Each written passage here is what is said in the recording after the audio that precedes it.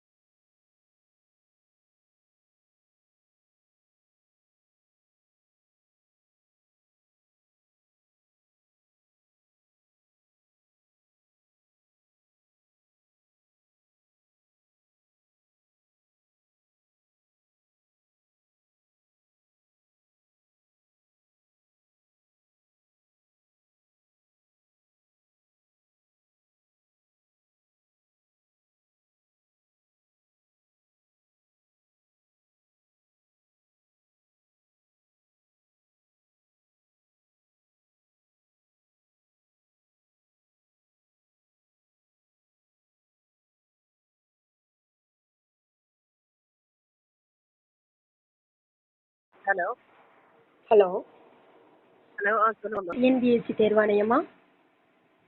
சொல்லுங்கம்மா சொல்லுங்க.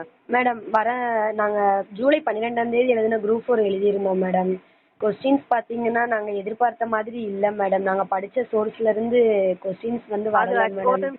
ஒரு நிமிஷம்மா முடிஞ்சு போயிடுச்சு. நெக்ஸ்ட் இப்போ குரூப் 2 படிக்கிறதா இருந்தா நீங்க அதை மட்டும் யோசிங்க. Okay madam. என்னோட கேள்வி வந்து என்னன்னா, இப்போ குரூப் 2க்கு எதுல இருந்து நாங்க படிக்க? பள்ளி பாட புத்தகங்கள் தான் எங்க கிட்ட இருக்க ஒரே சோர்ஸ், எங்களை மாதிரி ஒரு நடுத்தர வர்க்கத்துல இருக்கிறவங்களுக்கு. சோ நீங்க நான் ஒன்னே ஒண்ணு சொல்றேன்மா, ஒரு நிமிஷம் நல்லா ஞாபகம் வச்சுக்கோங்க. இங்க பாருமா, நடுத்தர வர்க்கமாகட்டும், அதை விட கீழே இருக்கட்டும், ரூரல், ஓகே, டீப் ரூரல், எங்க இருந்தாலுமே காம்படிட்டிவ் எக்ஸாம்னு வரும்போது நாம வந்து காம்படிட்டிவ் தகுந்த மாதிரி தான் நம்மள ப்ரிப்பேர் பண்ணிக்கணுமே தவிர, நான் வறுமை கோட்டின் கீழே இருக்கிறதுனால எனக்கு தகுந்த மாதிரி கொஸ்டின் கொடுங்க அப்படின்றது நான் பேசி முடிச்சிடறேன். இல்லம்மா, நான் பேசி முடிக்கிறேன். அந்த மாதிரி ஒவ்வொருத்தருக்கு தகுந்த மாதிரி எல்லாம் நம்ம கொஸ்டின் இங்க வைக்கிறது கிடையாது. நாம வந்து அவங்களுடைய நாலேஜ் செக் பண்றதுக்காக மட்டும் தான் நம்ம கொஸ்டினை வைக்கிறது.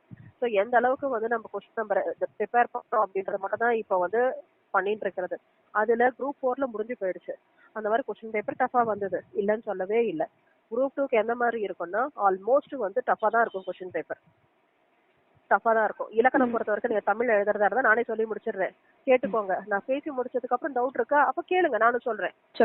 தமிழ்ல பொறுத்த வரைக்கும் கண்டிப்பா டஃபா தான் இருக்கும். உங்க இலக்கணத்தை நீங்க வந்து மேலோட்டமா படிக்காதீங்க.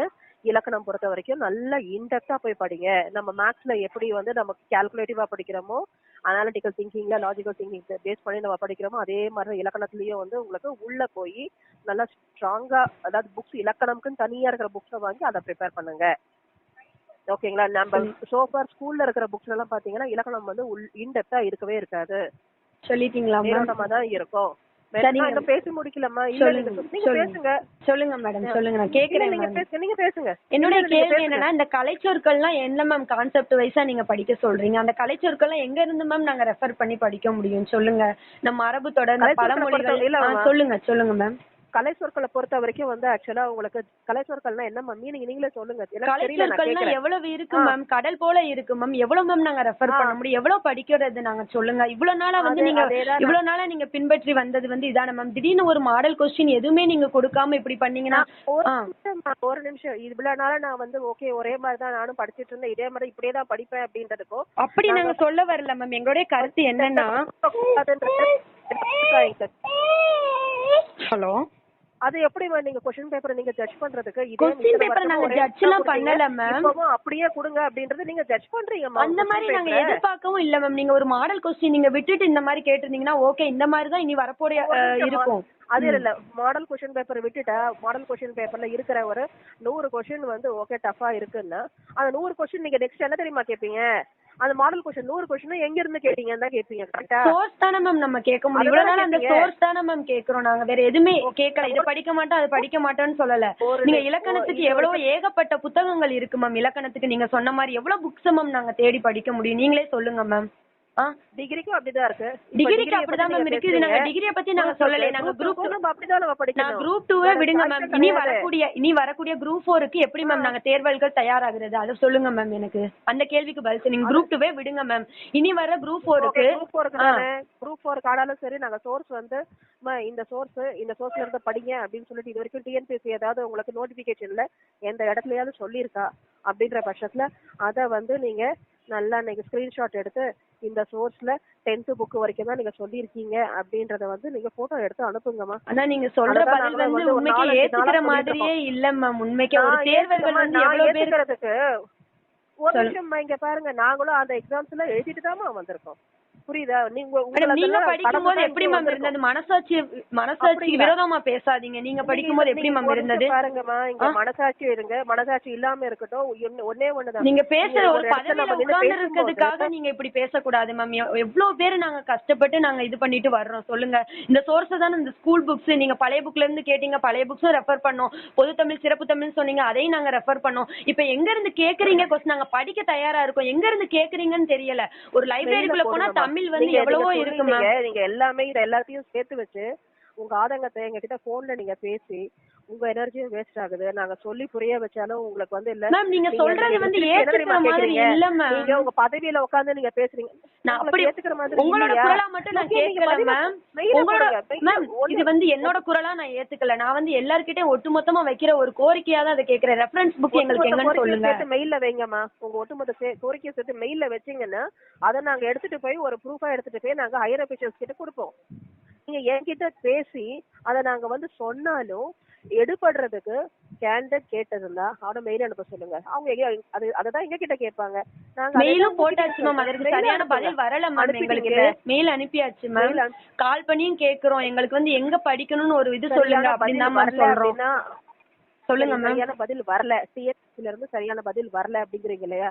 அப்ப நான் மட்டும் அப்ப என்ன பதில் சொல்லணும்? நீங்க தான் மேம் எங்களுக்கு மேம் உங்க மெயிலே வரல. கால் பண்ணும்போது நீங்களும் சரியா சொல்ல நாங்க என்ன பண்ண முடியும் சொல்லுங்க? வேற வழினா என்ன? வேற வழினா என்ன? படிங்க. இலக்கணம் நீங்க இன்டெப்தா படிக்க நீங்க சொல்றீங்க மேம். இலக்கணம் வந்து நீங்க வந்து சொல்ற இந்த புணர்ச்சி விதி அதெல்லாம் நாங்க இன்டெப்தா படிக்க ரெடி தான். அதுல எந்த மாதிரி கான்செப்ட் இப்ப மேக்ஸ்ல வந்து நீங்க வந்து புக்ல ஸ்கூல் புக் சோர்ஸ் தான் கேட்கணும்லாம் நாங்க சொல்ல மாட்டோம். ஏன்னா வந்து இந்த கான்செப்ட்னா இதுதான். ஒன்னே கூட்டினா 2. புணர்ச்சி விதினா உடம்படு மெய் புணர்ச்சி, எல்லா புணர்ச்சியும் நாங்க ரூல்ஸ் எல்லாம் மனப்பாடம் பண்ணிருக்கோம். கலைச்சொற்கள்ல எங்க இருக்கு? பழமொழியில எங்க இருக்கு? இல்ல கான்செப்ட் எங்க இருக்கு? இதான் எங்களோட கேள்வி. அதுக்கு நாங்க எவ்வளவு புக்ஸ படிக்க முடியும்? ஊர் ஃபுல்லா இருக்க லைப்ரரியில ஃபுல்லா இருக்க எல்லா புக்ஸையும் படிச்சுட்டு இருக்க முடியுமா?